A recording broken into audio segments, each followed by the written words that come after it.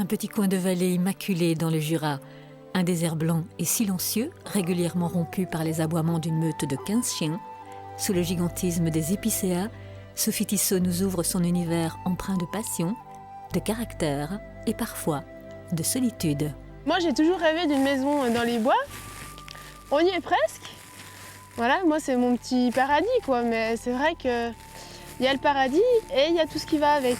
Donc, les bons côtés et les moins bons côtés. Mais on s'y plaît. On l'a choisi et on est content. Mon père était agriculteur, donc j'ai toujours été en contact avec les animaux. Et puis une fois, j'ai un ami qui m'a emmené en traîneau, il est mûcheur professionnel dans mon village d'origine. J'avais 11 ans et quand je suis ressortie, j'ai dit voilà, c'est ça que je vais faire. Et donc depuis, j'ai trouvé un chien 3 jours après et depuis, j'ai jamais arrêté.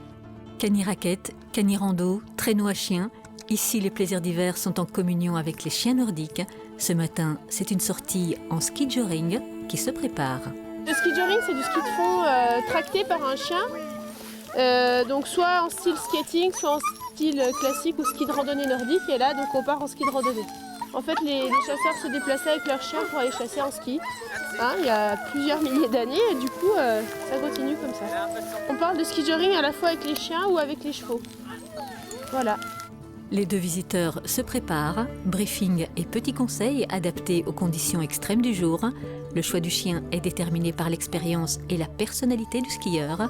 Voici celui qui accompagnera Sophie. C'est Ivalo, le petit chien rigolo. Voilà. Ah.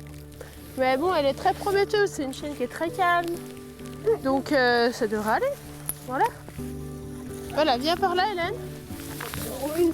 Une fois que moi je serai prête, tu la lâches, tu te lèves et on y va.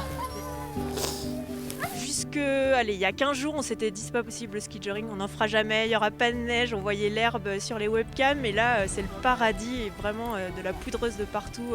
La petite Laponie, la petite Sibérie, c'est vraiment le top. La neige s'est fait attendre dans le Jura en début de saison, puis soudain 90 cm en 2 jours. Si les chiens sont dans leur élément, pour Sophie, il faut redoubler d'énergie. L'hiver, il n'arrive jamais au même moment. Des fois, il peut arriver au 15 novembre, au 10 novembre, comme il peut arriver mi-janvier. Donc c'est une grande attente, toute l'année on attend l'hiver, c'est quand même une passion. Après, on se prépare physiquement et dans nos têtes pour pouvoir l'affronter, parce que des journées comme en ce moment, c'est difficile de supporter, on va dire, les attaques de la neige qui durent pendant 5 jours de temps, sans répit. Donc on sait, on connaît, on sait comment il faut faire. Il faut juste se préparer dans sa tête et physiquement à être prêt à faire avec. À la fin de l'hiver, en général, on a perdu des kilos et on est complètement vidé. La balade en ski joring se termine. Pour Hélène, c'était une première et certainement pas une dernière.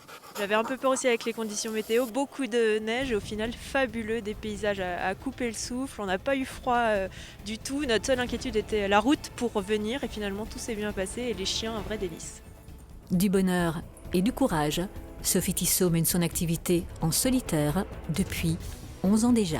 Après, j'ai choisi d'être toute seule. Moi, j'aime mieux avoir un petit chez moi qu'un grand chez les autres. Donc c'est sûr que d'un autre côté, du coup, tout le travail nous a incombé à nous. Une volonté de faire qui puise son énergie dans une envie de vivre sa passion le plus longtemps possible. J'espère pouvoir le faire encore un moment. Je ne sais pas combien de temps parce que physiquement, c'est pas évident. Donc pour l'instant, on reste comme ça jusqu'à ce que je ne puisse plus physiquement assurer les activités. Une jeune femme au naturel, son écrin de poudre, c'est la neige.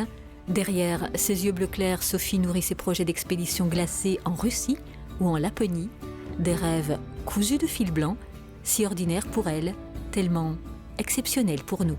On n'est pas exceptionnel, on vit juste notre passion comme on peut. Au mieux.